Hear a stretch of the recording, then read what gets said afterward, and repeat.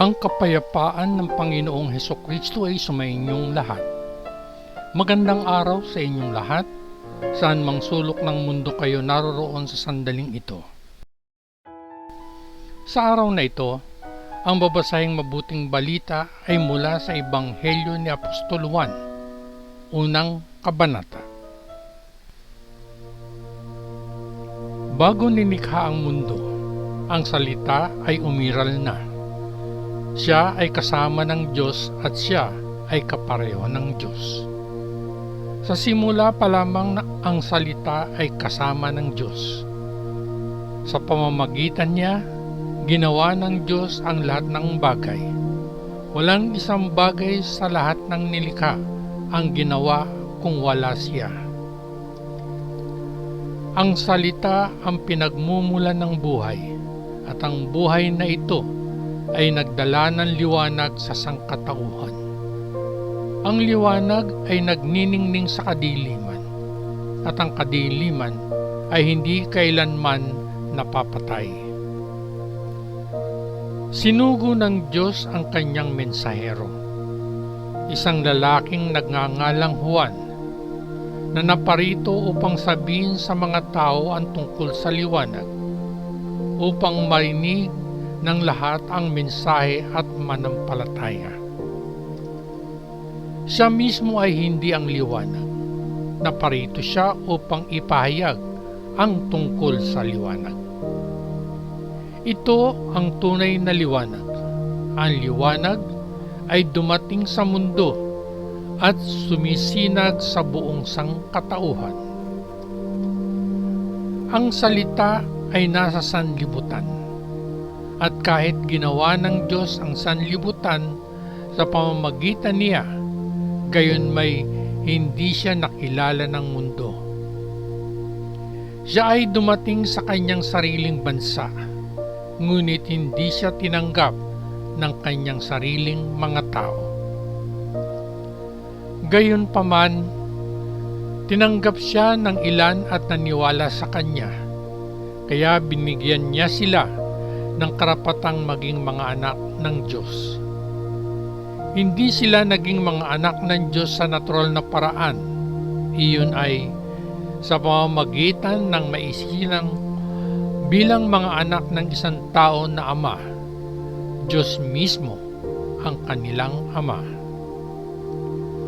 Naging tao ang salita at puspos ng biyaya at katotohanan, namuhay kasama natin. Nakita natin ang kanyang kaluwalhatian, ang kaluwalhatiang tinanggap niya bilang bugtong na anak ng Ama. Si Juan ay nagsalita tungkol sa kanya. Siya ay sumigaw. Ito ang tinutukoy ko noong sinabi kong, siya ay darating pagkatapos ko, ngunit siya ay mas dakila kaysa sa akin, sapagkat siya ay umiral na bago ako isinilang. Sa kapuspusan ng kanyang biyaya ay pinagpala niya tayong lahat. Binibigyan tayo ng sunod-sunod na pagpapala. Ibinigay ng Diyos ang kautusan sa pamamagitan ni Moses, ngunit ang biyaya at katotohanan ay dumating sa pamamagitan ni Hesukristo. Wala pang sino man ang nakakita sa Diyos. Ang nag-iisang anak na kapareho ng Diyos at nasa panig ng Ama ay ipinakilala niya siya. Ang mga pinuno ng mga Hudyo sa Jerusalem ay nagpadala ng ilang mga pari at mga Levita kay Juan upang tanungin siya, "Sino ka?" Hindi tumanggi si Juan na sumagot, bagkus ay nagsalita ng hayag at malinaw na nagsasabi, "Hindi ako ang Mesiyas." Kung gayon, sino ka? Tanong nila. "Ikaw ba si Elias?" "Hindi, hindi ako," sagot ni Juan. "Ikaw ba ang propeta?" Tanong nila. "Hindi," sagot niya. Kung gayon, Sabihin sa amin kung sino ka, sabi nila. Kailangan may sagot kaming maiulat sa mga nagpadala sa amin. Ano ang masasabi mo tungkol sa iyong sarili? Si Juan ay sumagot sa pamamagitan ng pagsipi sa propetang si Isaias. Ako ay ang tinig ng isang sumisigaw sa disyerto. Gumawa kayo ng isang tuwid na landas na tatahakin ng Panginoon. Ang mga sugo na sinugo ng mga Pariseo ay tinanong si Juan, kung hindi ikaw ang Mesiyas o si Elias o ang propeta, bakit ka nagbibinyag? Sumagot si Juan, nagbabautismo ako sa tubig, ngunit sa gitna ninyo ay nakatayo ang isang hindi ninyo kilala. Siya ay darating na kasunod ko, ngunit hindi ako sapat para sa pagkalagnan lamang ng kanyang mga sandalyas. Ang lahat ng ito ay nangyari sa Betanya, sa silangang bahagi ng Ilog Jordan, kung saan nagbabautismo si Juan. Kinabukasan, nakita ni Juan si Jesus na lumalapit sa kanya at sinabi, "Hayun ang kordero ng Diyos na nag-aalis ng kasalanan ng sanlibutan." Ito siya na ipinahahayag ko noong sabihin kong, isang tao ang darating pagkatapos ko, ngunit siya ay mas dakila kaysa sa akin, sapagkat siya ay umiral na bago ako isinilang. Hindi ko alam kung sino siya, ngunit naparito ako na nagbibinyag sa tubig upang ipakilala siya sa mga tao ng Israel. At si Juan ay nagbigay ng patotoong ito. Nakita ko ang Espiritong bumaba mula sa langit, na parang kalapati at nanatili sa kanya. Hindi ko pa rin alam na siya na nga ang isa, ngunit ang Diyos na nagsugo sa akin upang magbinyag sa tubig ay nagsabi sa akin, makikita mo ang Espiritu na bababa at mananatili sa isang tao. Siya ang magbibinyag ng Espiritu Santo. Nakita ko na, sabi ni Juan, at sinasabi ko sa inyo na siya ang anak ng Diyos. Kinabukasan ay nakatayong muli si Juan kasama ang dalawa sa kanyang mga alagad nang makita niya si Jesus na dumaraan. Hayun ang kordero ng Diyos, sabi niya. Narinig ng dalawang disipulo ang kanyang sinabi at sinundan si Jesus. Si Jesus ay lumingon, nakita silang sumusunod sa kanya at nagtanong, ano ang hinahanap ninyo? Sumagot sila, saan ka nakatira, Rabay? Ang ibig sabihin ng salitang ito ay guro. Halika kayo at tingnan ninyo, sagot niya. Noon ay mga 4:00 na ng hapon. Kaya't sumama sila sa kanya at nakita kung saan siya nakatira, at ginugol ang natitirang araw na iyon kasama siya. Ang isa sa kanila ay si Andres na kapatid ni Simon Pedro. Kaagad niyang natagpuan ang kanyang kapatid na si Simon at sinabi sa kanya, natagpuan namin ang Mesiyas. Ang ibig sabihin ng salitang ito ay Kristo. Pagkatapos ay dinala niya si Simon kay Jesus.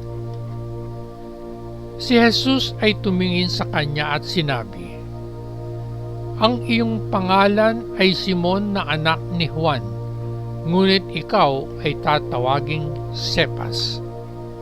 Ito ay pareho kay Pedro at nangangahulugang isang bato. Kinabukasan nagpasya si Jesus na pumunta sa Galilea. Natagpuan niya si Felipe at sinabi sa kanya, "Sumama ka sa akin." Si Felipe ay mula sa Betsaida, ang bayan kung saan nakatira sina Andres at Pedro. Nasumpungan ni Felipe si Natanael at sinabi sa kanya, "Natagpuan namin ang isinulat ni Moses sa aklat ng kautusan, at siya ring isinulat ng mga propeta. Siya ay si Jesus na anak ni Jose na taga Nazaret." "May mabuti bang magmumula sa Nazaret?" tanong ni Natanael. "Halika at tingnan mo," sagot ni Felipe. Nang makita ni Jesus si Natanael na lumalapit sa kanya, sinabi niya tungkol sa kanya, "Narito ang isang tunay na Israelita, walang kasinungalingan sa kanya." Tinanong siya ni Natanael, "Paano mo ako nakilala?" Sumagot si Jesus, "Nakita kita noong nasa ilalim ka ng puno ng igos, bago ka tinawag ni Felipe." "Guro," sagot ni Natanael, "ikaw ang anak ng Diyos, ikaw ang hari ng Israel." Sinabi ni Jesus, "Naniwala ka ba dahil lang sa sinabi ko sa iyo na nakita kita nung ikaw ay nasa ilalim ng puno ng higos? Makakakita ka ng higit na dakilang mga bagay kaysa rito." At sinabi niya sa kanila, "Sinasabi ko sa inyo ang katotohanan. Makikita ninyong magbubukas ang langit at ang mga anghel ng Diyos na umaakyat at bumababa sa Anak ng Tao."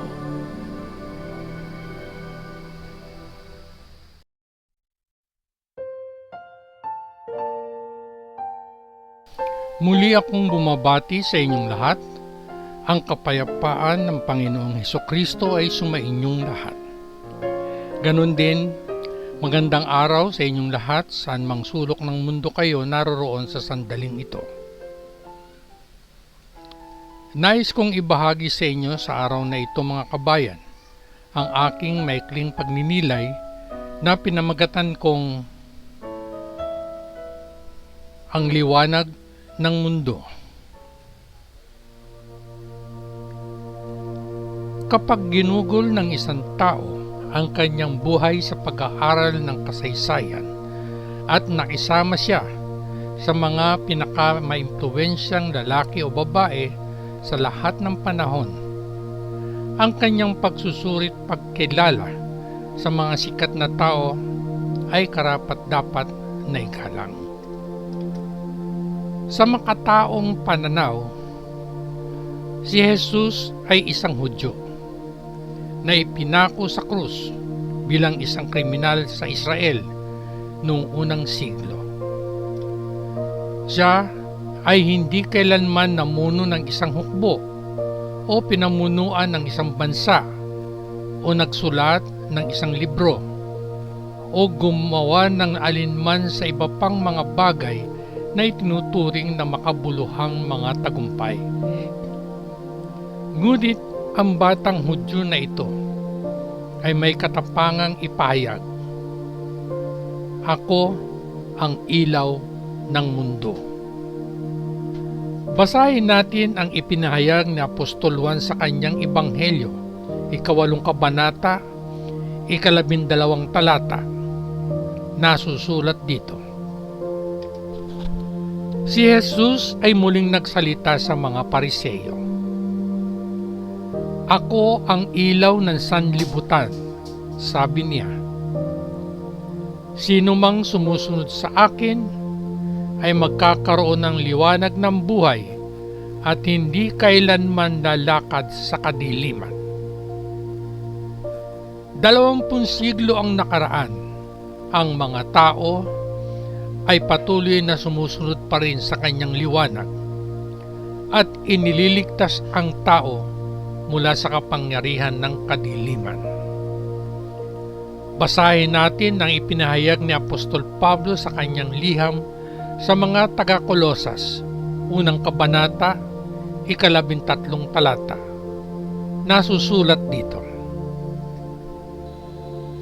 Iniligtas niya tayo mula sa kapangyarihan ng kadiliman at dinala tayong ligtas sa kaharian ng kanyang mahal na anak. Kabayan, anong lugar ang inookupahan ni Jesus sa iyong buhay? Sinabi ni Jesus, ang sumusunod sa akin ay magkakaroon ng liwanag ng buhay at hindi kailanman lalakad sa kadiliman.